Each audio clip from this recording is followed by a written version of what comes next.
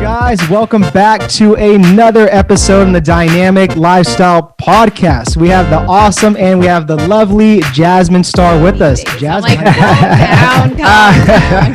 because they say like Newport's like all bougie and stuff. Yeah.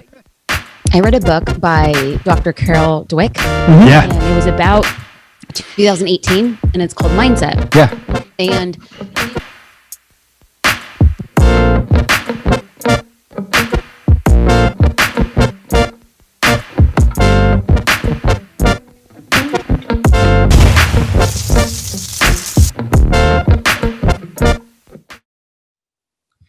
All right, guys, welcome back to another episode in the Dynamic Lifestyle Podcast. We have the awesome and we have the lovely Jasmine Star with us. Jasmine, how you doing today? I'm doing very well. Thank you guys for having me. My pleasure.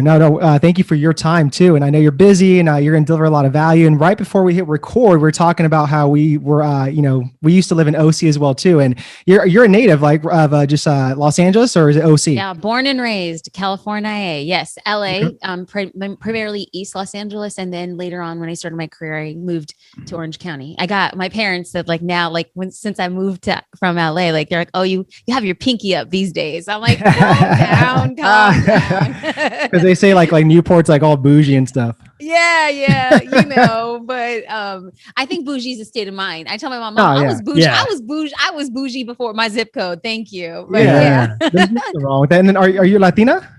I am. What? My father is Mexican, first generation Latina. My mother is Puerto Rican. They met in East LA. So yeah, definitely know who I am, where I come from. So. Very cool. That's awesome. Cool. What part of Mexico?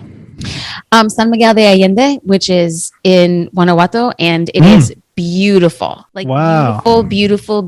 It feels like Europe dropped itself in Mexico with brightly colored doors, amazing tortilla soup, and churros that you guys don't even know. Like, people have not lived until they have tried them. And people are like, oh, the Disneyland churros are so great. I was like, y'all don't even get it. Like, you try eating churros with some homemade hot chocolate. You know Abuelita's chocolate? You guys know that? They drop the block of wannabe chocolate in vitamin D milk, and you're like, I think I'm living my best life. Yeah, that's my dad's hometown. So it's been great. It's lovely. That's awesome. Like our dad's from Guanajuato too, so that's really cool. Crazy. Yeah. Small world. Cool, Jasmine. So let's hop into this. So we like to have some fun just kicking off our show. We do what's called rapid dynamic questions. So just quick questions, short answers, just to get a feel for just who you are. You game for that? I am. All right. So if you had a choice, if you had an opportunity to have a billboard out in Los Angeles, tons of billboards out in LA, what would that billboard say? You are enough. Okay. It would be a reminder billboard, but I would make it super Instagrammable so somebody can stand below it and have somebody shoot down below, and then behind it say you are enough. Think of like the Leaning Tower of Pisa, except for Instagram. And not as historic or artful, but yeah. Cool. So after all the craziness that everybody's been through, with the pandemic, what do you feel like, if you could finish the sentence, the world needs more of? Empathy. I think that's something that we just, so many different perspectives came out in such a crazy year like 2020. And I kind of feel like if we always just put ourselves in the other person's shoe, we would be able to see things from an entirely different perspective and then make us understand. Instead of fighting for our point of view, let me see it from yours. And then how do we meet in the middle? I like that. Yeah. I like that. What are two skills every entrepreneur should master? Consistency and discipline. Okay. Which are the most unfun things that we could ever talk about. But truly, when I look at people, both of large scale and then just really small, lean companies that are doing amazing things, those are the two qualities that I see consistently within people. Yeah, that's good. Do you have a daily mantra, quote, or words of affirmation you go by each day? Not necessarily. However, I do kind of revert to a couple of things if I'm feeling a certain way, but not, it's not something that I say every single day. But whenever you feel like you're in a pinch, whenever I feel like I don't know what to do next, whenever I feel like I can make the decision to lean into stress or fear, or I can make the decision to lean into faith and determination. And the thing I remind myself, early in my career, when I started getting, a little bit of notoriety for what I was doing, people would say, what advice would you go back and give your former self? And it always came to me so clearly. And that was, it's going to be okay. And it's going to be better than you think. And I realized that by saying that to my prior self, that's the thing I actually need to say to myself today, because the future version of me, 2023 and 2025 and 2033, are going to look back and be like, what would you have said to the Jasmine of 2021? And it would be the same thing. Like, it's going to be okay. And it's going to be better than you think. And I think when you talk about our origin, like where my family's from, like we were the kind of family that lived paycheck to paycheck. We had government issued food. My dad was an immigrant. He came when he was 13, didn't speak English, didn't go to school for a few years. And so when he graduated from Roosevelt High School, he enlisted in the United States Marine Corps and earned his citizenship by enlisting and going to Vietnam. He then sponsored his family. And so I think that when you think about all the things that brought us to this moment, I don't think I had the capacity to dream. I don't think I had the capacity to think this big. Like aspirationally, we mirror what we can see. And in our neighborhood, like my dad cut trees, he mowed lawns, he was a line cook. And like my biggest dreams are like, man, if I can get a Toyota Corolla, wear heels and walk into an office, like that's it. Like I'm done. And then all of a sudden it's like with every iteration of business came another opportunity. And in those opportunities, I had never seen anybody do it. Like my entire life, when I started my business, I couldn't even ask a single person. I didn't know a single person in my entire life who had a business. So everything was new to me. I didn't know who to ask except for Google. And every time it's like late at night and you're searching like how to do this or how to do that. And you think to yourself like, man, I'm in over my head. I don't know what I'm doing. Is this stupid? I feel really alone. And then I kept on reminding myself that like everything that I have experienced is new to me and to give myself grace within that. And then every time I like made it past that hump, I'm like, man, okay, you got through that. You can get through the next thing. And I think that's like kind of set the standard for the way that the business has grown and iterated over the years. Yeah, see that's awesome. And I'm gonna call audible here on these like dynamic questions because this is good and this is deep. So I kind of want to go a little bit deeper on this, right? Because I feel like you do have like maybe we can call it a competitive advantage or unique advantage or a different pair of lens than other people do because of your upbringing, right? With like coming from East LA and just like everything you've kind of like had to persevere through. So what would you say like that competitive advantage is that you have right now, like in business or just life in general, from that experience? I know. Excuse me. I know that I am not entitled to anything. I don't expect anything. I don't walk around wondering like, well, why do they have this or why don't I have that? It's just how instead of looking in longing and want, because when you don't focus on everything you have, nothing you get will ever be enough. And so I think that to myself, the competitive advantage, like I'm owed nothing. Everything you want is on the other side of consistency and discipline, and everything can be figured out. Everything. Like there was a time in human history where the internet didn't exist. And so like our relations to the world, we were changed through the scope of how much money you had, how much education you had, who you were connected to at a country club. And so it kept this like canon of people who determined who was going to be successful and who was not. And then the internet came around and democratized the way that information, connections, availability, and furthermore, attention. Attention is the digital currency on the internet. When you have attention, you could build trust. And when you build trust, that is when people hand over a credit card. That is when somebody invests in a business. So the competitive advantage came understanding that I have been given a gift that none, not a single one of my ancestors, from my dad to my grandma, to my great grandma, to the Aztecs, never had the opportunity that I had been given. So far be it from me to squander the first time in human history that has been democratized in what we can do in a particular place in the world or in this particular country. I will do whatever I can, understanding that I have been given Willy Wonka's golden ticket. I can choose to sit on the couch and watch Netflix and then complain that I don't know how to begin a SaaS company, or I don't know how to grow a team. I could, or I could just say like, hey, I'm a hot mess. I figured it out once before. I'm going to figure it out right now. And for every mistake I make, I will publicly own it and then move forward. Because I think that when people see that there is a person who is unqualified and unprepared and uneducated doing the dang thing, it gives them a permission to slip to do the same. Yep. Yeah. Whew. 100%. Jasmine, that mic's on fire already. But no, honestly, like I could just tell like right off the bat, I'm like, I mean, I know when someone has like a winning belief system and it's just like, it goes back to just like, you're either an I can do person or I cannot. Right. And it's just like, I just see that, right? My pastor always says, he goes, just if you have the equation, just think plus be plus do equals have, right? Then you can do anything, right? So that seems like that was like adopted at an early age, just like in your household. I mean, were your parents like always like, Jasmine, go after it, or just play it safe, like just get like a 9-to-5 job? I read a book by Dr. Carol Dweck, and it was about 2018, and it's called Mindset. Yeah. And in the book, she qualifies, of course, there's myriads in the way that somebody could describe the breakup of people, but she classifies people in growth mindset or limited mindset.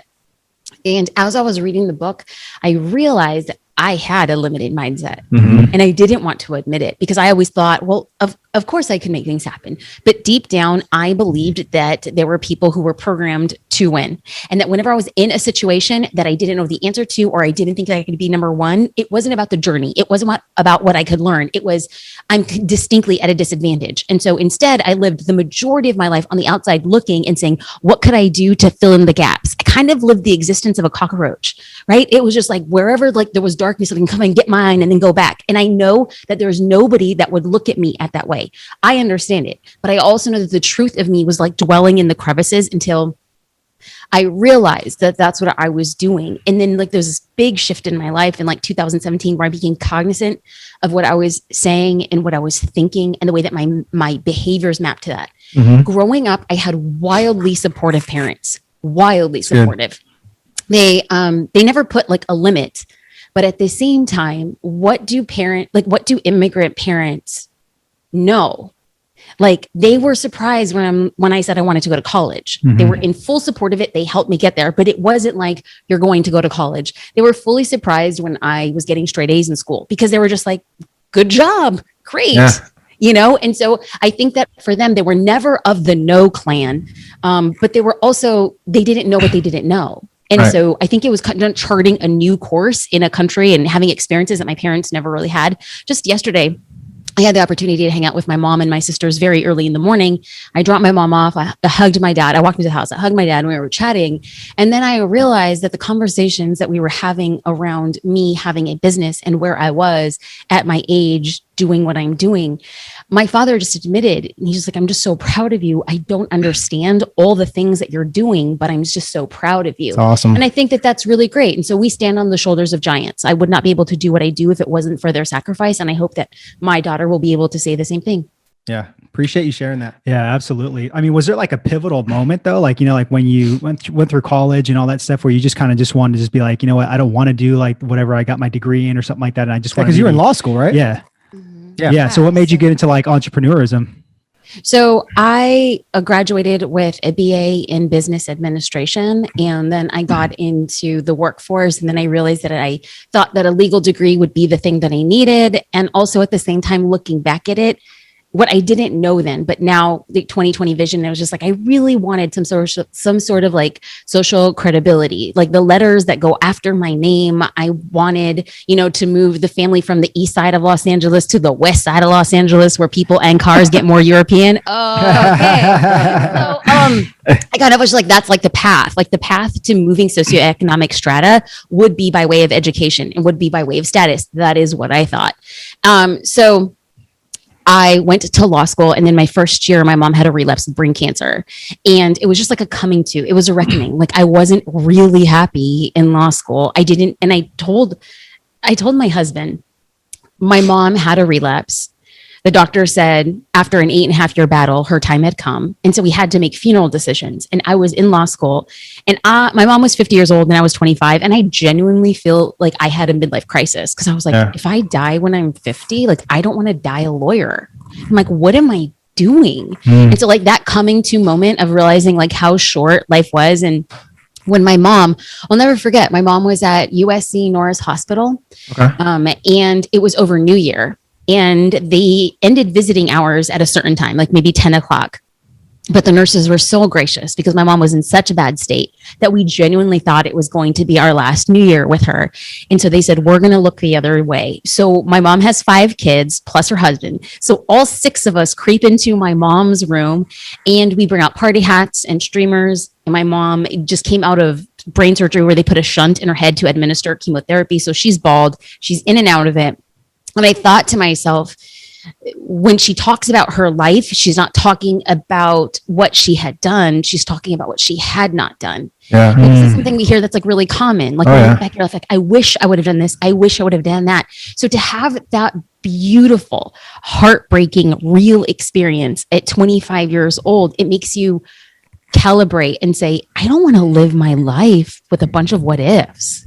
Like, I don't want to say, like, I'm sad I didn't try that, or I didn't do the thing that I want to do. And thank God my mom is a walking miracle. Like I had just mentioned, we saw her yesterday. And so against all odds, I believe that her life was used as a North Star to really like transform what I wanted and who I was, as well as transforming the family. But when we talk about that, like that come to Jesus moment of like, what am I doing? And like, what do I want? That happened for me earlier than it does for a lot of people, and later than it happens for a lot of people. So it happened right when it needed to. And I think that when I was 25, big shifts happened in my life, and always asking and wondering, I would rather say I tried it and it didn't work than laying on my deathbed and saying like, I'm bummed that I didn't do it.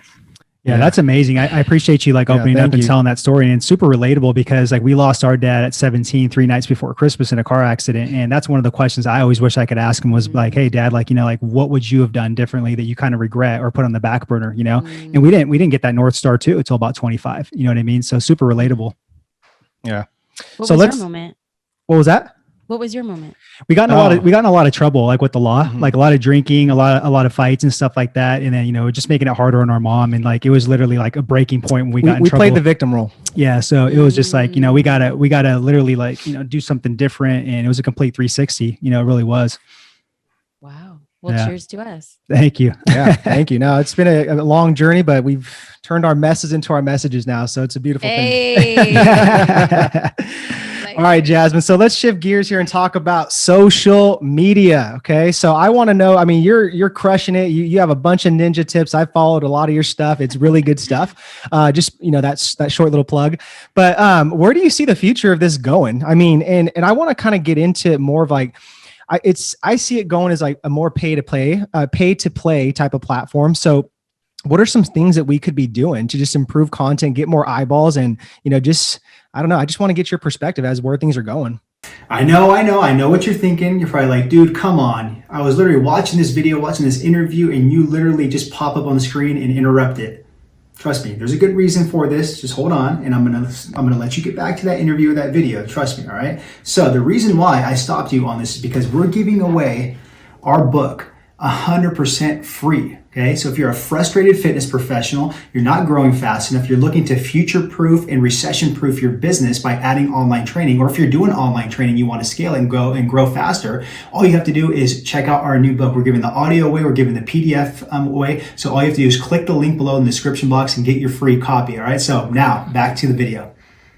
It will absolutely be pay to play. That is how everything has always been. And so initially how they get attention is by offering something for free and then guaranteeing a certain percentage of organic reach. So if we think back to Facebook of 4 or 5 years ago, their posts were on average from a Facebook page would reach around 8% of an audience organically. Nowadays, it's hitting around 1.5%, and it will continue to decrease over time. Mm-hmm. However, Facebook, Instagram, any social platform knows that it is in their best interest to still allow some organic content to be threaded out so that it's not entirely like watching television. So the thing about television is that you have to watch a certain amount of shows and then you get doled out a certain amount of commercials. That's how they want to frame social media. So there will always be a component of organic, and then there will always be a component of paid.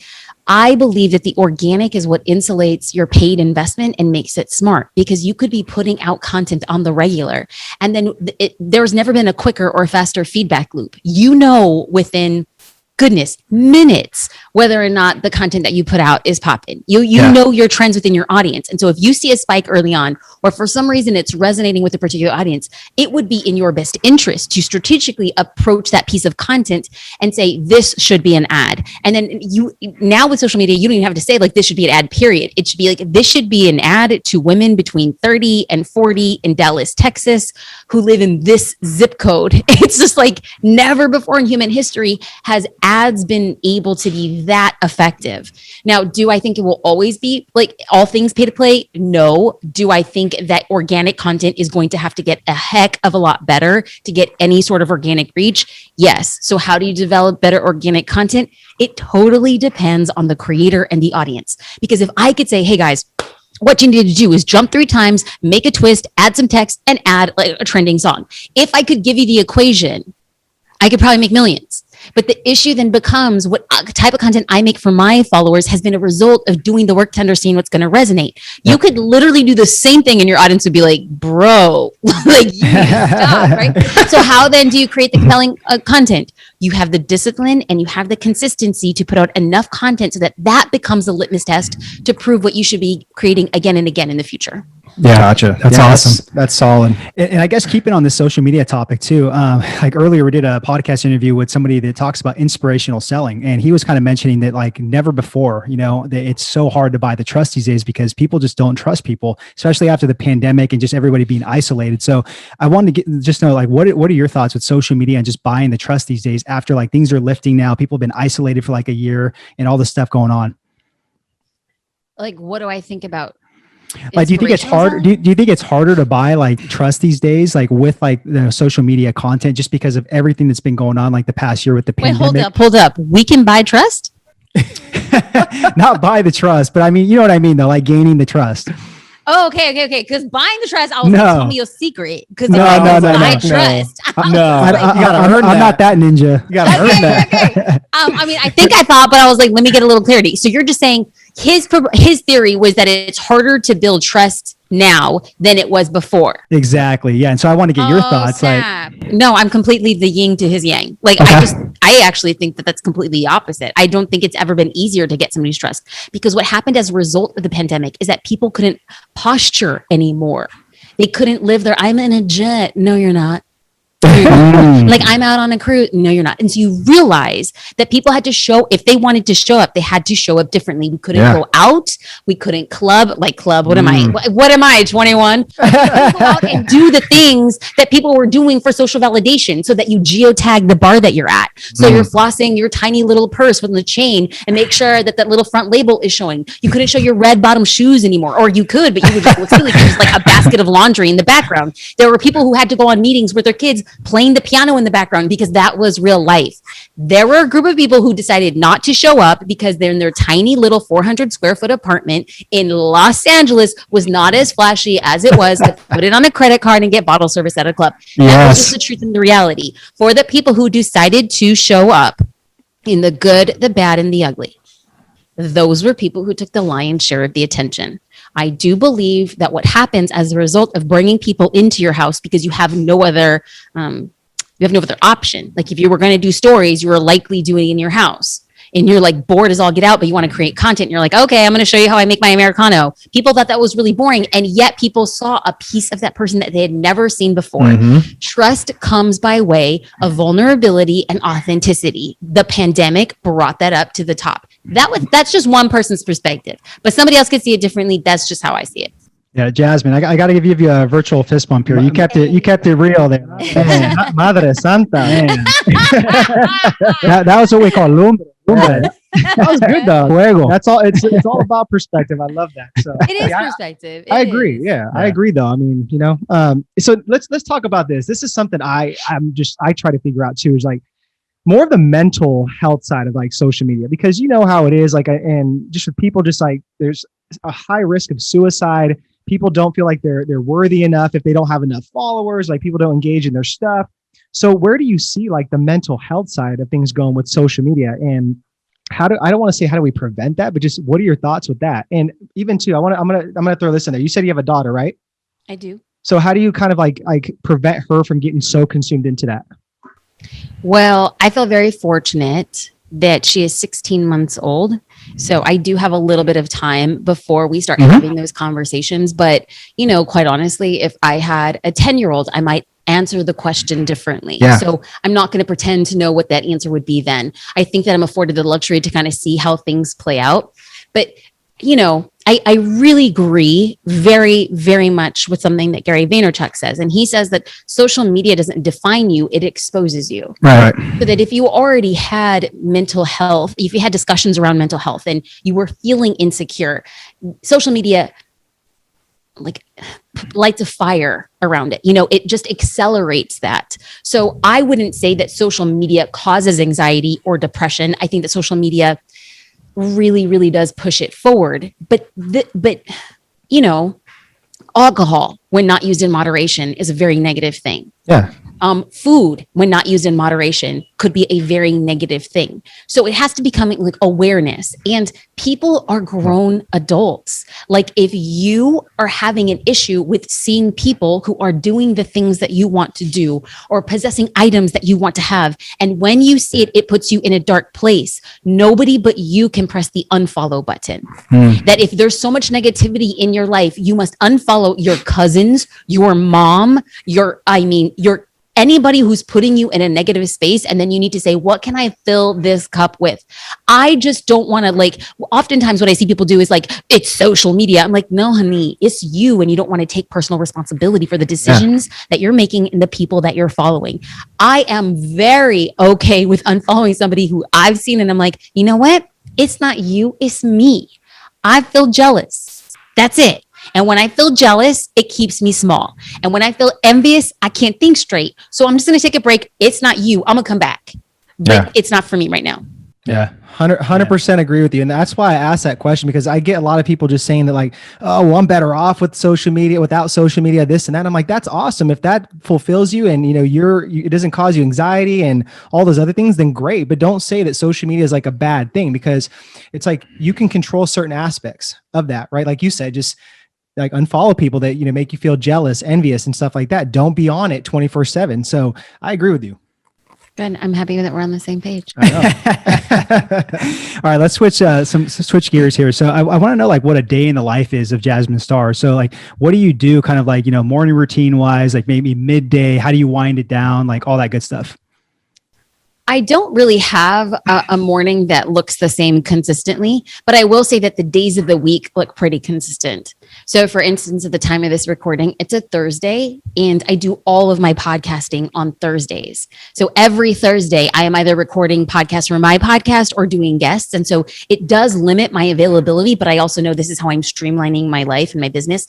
On Mondays, I take no outward facing anything because I sit in Mondays, not even lying 8 hours back-to-back meetings. But to me, what I like to do is batch my work so that number one, I'm having time and space to step into motherhood as well as managing my day. So on a day that's I'm on my own, and yes, I do block out 2 days a week. The team knows I don't take any meetings on these days. These are the days that I'm going to be put into a creative space. These are the days that I'm going to be ideating. These are the days that I'm creating content, things of that nature. So, on a day that I am in a creative mode, I'm an early riser. I get up around 4:30 in the morning. I pray, I meditate, I read, and then 5 to 6, I am making sure that I'm going through tasks that are dependent on me, so that when the team on the East Coast is waking up, that they're not waiting oh, Jasmine's about to. I want to make sure that I prioritize those for the first hour. I work out for an hour and 15 minutes. I hang out with the baby for about 30 minutes. I get ready for the day in about 30 minutes. And then I sit down and I prioritize the task. And I prioritize tasks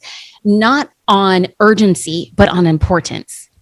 That is was such a game changer in my business when I realized that I was doing all the things that were urgent, but the things that were important were left to the end of the day. My brain was fried. Sometimes I would have to push it to the next day. And it's just honestly, I did not need to respond to that email, that message. I didn't need to make that decision.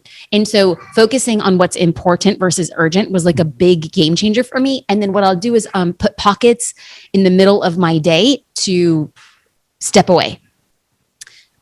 Go outside, walk the dog. I mean, I'm not talking about an hour break, but 10, 15 minutes to hang out with the baby, play, read, and then come back into my thing. That was a game changer for my business and my brain. Nice. Especially living out in Newport, you got to get out there more. That's what I'm saying. I'm not out enough. I am not out enough. Man, we're jealous of that weather over here in Texas. I mean, you guys, listen, this is why we pay as much in taxes as we do. Okay. You see it now. You see it now for sure. And you appreciate it. So I got to give you that. I got to give you that. I got to ask too, is this the first time that you've been interviewed by twins? It is. Yes. It is. But I have done podcasts with my twin sister. There you Okay. go. We got to Kind do of a, we're connected that way. yeah, we got to do like a round 2 with like all 4 of us. That'd be cool. Oh my God. No, you would want to do that. My sister and I would like just out talk you all 4-1. Your audience would be like, shut them up. That's funny. All right, Jazz, I'm going to go a little deep on you with this question. Okay. So if you had 5 years to live, what would you stop doing? I like what I'm doing. Wow, it was like pretty powerful. When you said it was deep, I was like, everybody says they're gonna ask me a deep question, and I realized no, that was really deep. I think it like forced me to actually think about it. And I'm like, if I had 5 years, dang, I would want to build out social curator like so gangbuster that whoever stepped into that role would be like, she did the thing.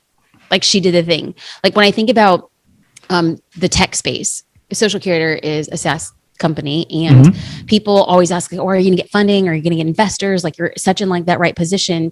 And you know, the truth of the matter is that 0.06 of investment funds go to Black and brown women.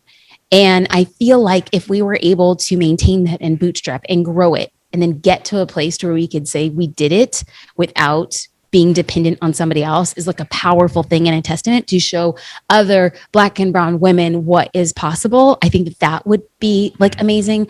I wouldn't stop doing anything that I am doing. I probably would see more of my family. And if somebody's listening to this, Latinos just see their family way too much. I'm like, oh, she probably sees her family once a month. And I was like, no, we see each other all the time. But it would be more. It would be more. Like, you know, it's just like when you have, my parents have 5 kids, and then most of us are married. And it's like, if you get together at my parents' house, it literally looks like a used car lot. Like out in the front, it looks like a swap meet. Like the neighbors are like, oh, the Wattage family's getting together. You know, like, so I would probably see more of my family, which would annoy our neighbors, but it is what it is. Yeah, that's hilarious. I love that. True though.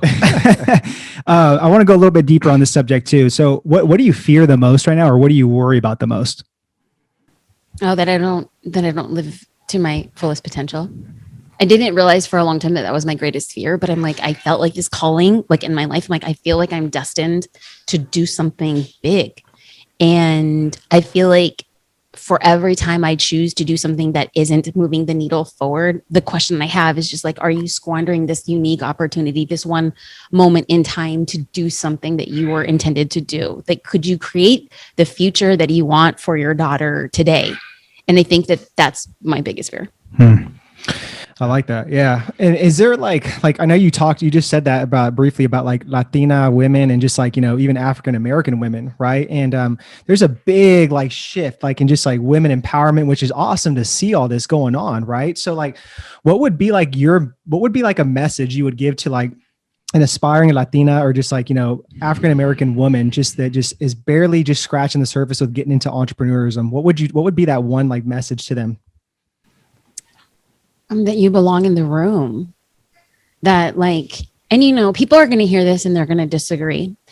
And I hope that they do. I hope that they see the world so differently. I hope that the next generation looks at me and says, oh, she's really out of touch. But what I would say to somebody right now, based on my experience, is that you are going to have to jump higher. You're going to have to get there first. You're going to have to leave last. You are going to have to do more for half the pay. You are going to have to fight for every room that you belong in, and that you're going to have to ask for things that other people are given.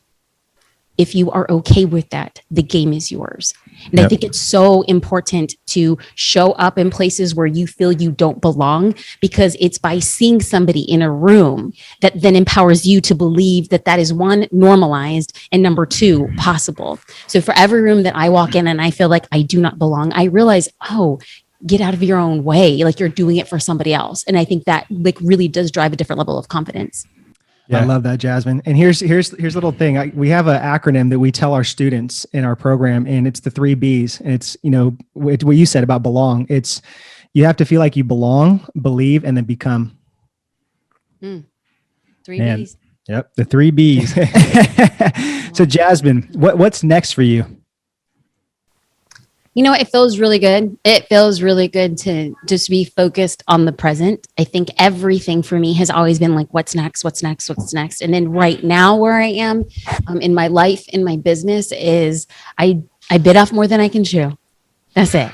So instead of adding anything else to my plate, I'm going to focus on how I can contextualize what I have, build systems. I once heard that if you are not replaceable, you are not promotable. Yeah, that's And good. if I do not have the systems in place in my business to be replaceable, I mean everything I do in the business, then I cannot move on to the next thing. And I think in my life, due to my personality, I'm like, more is more. And sometimes like more isn't more if the foundation of what you're building is fractured. So before I'm ever promotable to do the next thing, to take on another business, take on another venture, I need to make sure that this thing is a well-oiled machine, that I look at it with a sense of pride and gratitude and confidence that what we built can then be a maintaining machine and then moving on to the next thing. So what is next for me is getting the systems in place. It doesn't sound sexy or fun, but it is what I'm doing, and I'm very happy doing it. 100% though. It's kind of like what you said though, just discipline and consistency. Absolutely. Yeah. Love that. So Jasmine, this has been a great conversation. I know we can just go on for more time here, but before I ask you the last question, I just want to just take a moment to acknowledge you and just say thank you again for coming on, for, spending time with us, our audience.